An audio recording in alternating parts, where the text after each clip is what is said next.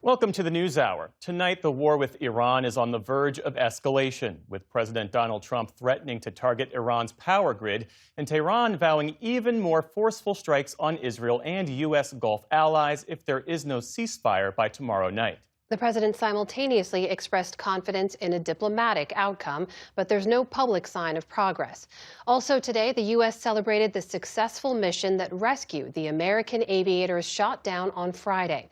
Nick Schifrin begins our report on a busy day in Iran and at the White House. Today in Tehran, another dawn lit up by airstrikes on an airport and an apartment building cut in half in an attack that state media reported killed 6 as President Trump threatened escalation.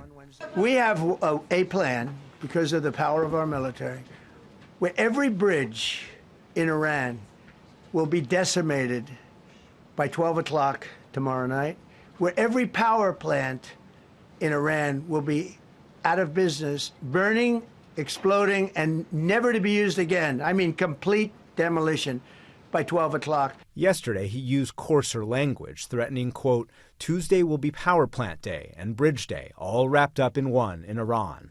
There will be nothing like it. Open the f***ing strait, you crazy bastards, or you'll be living in hell. Just watch. Praise be to Allah. They have till tomorrow. Now we'll see what happens. I can tell you they're negotiating, we think, in good faith. We're going to find out. This weekend, mediators from Pakistan, Turkey, and Egypt reportedly offered a 45-day ceasefire, during which Iran would open the Strait of Hormuz and the U.S. and Iran would negotiate the end of the war. Iranian state media reported that Iran rejected that, demanding the end of the war, sanctions relief, reparations, and financial control over the Strait of Hormuz, through which 20% of the world's oil and natural gas usually flows. We have to have a deal that's acceptable to me. And part of that deal is going to be, we want free traffic of oil and everything else. Mr. President, are you allowed to, or are you willing to end this conflict with Iran charging tolls for passage through the strait? Us charging tolls? Iran. What about us charging tolls? Is that something you're considering? I'd rather do that than let them have them, right? Why shouldn't we? We're the winner. We won, okay? They are militarily defeated. But Iran maintains its ability to threaten U.S. allies. Today, Israeli families cowered in fear during an Iranian attack.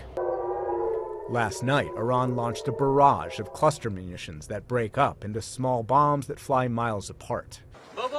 And today, rescue workers in Haifa dug out the bodies of 4 victims.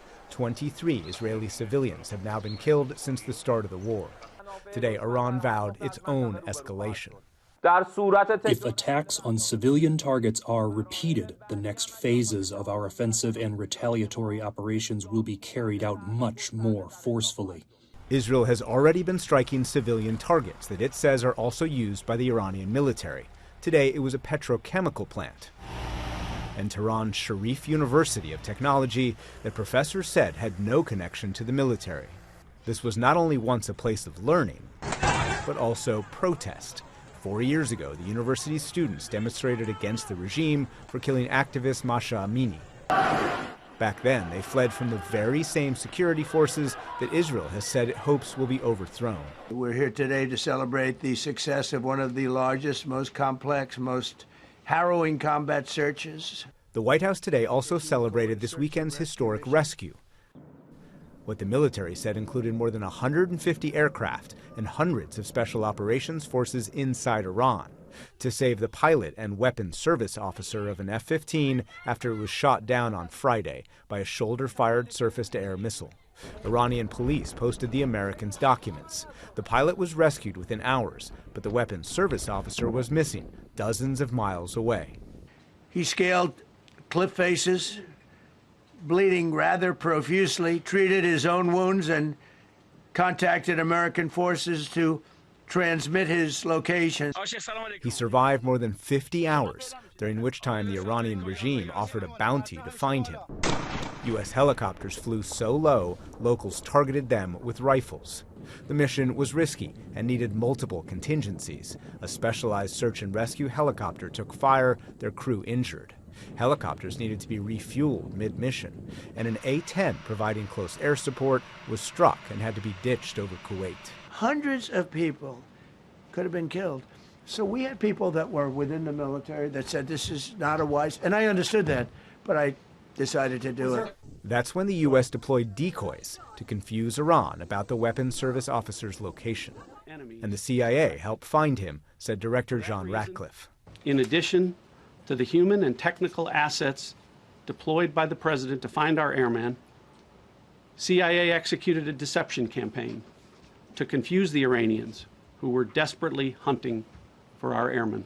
Secretary Pete Hegseth today explicitly compared the aviator to Jesus Christ's resurrection. Shot down on a Friday, Good Friday, hidden in a cave, a crevice, all of Saturday, and rescued on Sunday.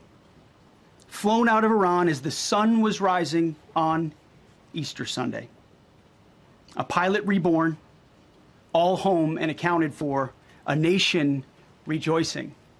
But tonight, the nation of Iran is bracing for escalation. As President Trump said, the entire country can be taken out in one night, and that night might be tomorrow. For the PBS News Hour, I'm Nick Schifrin.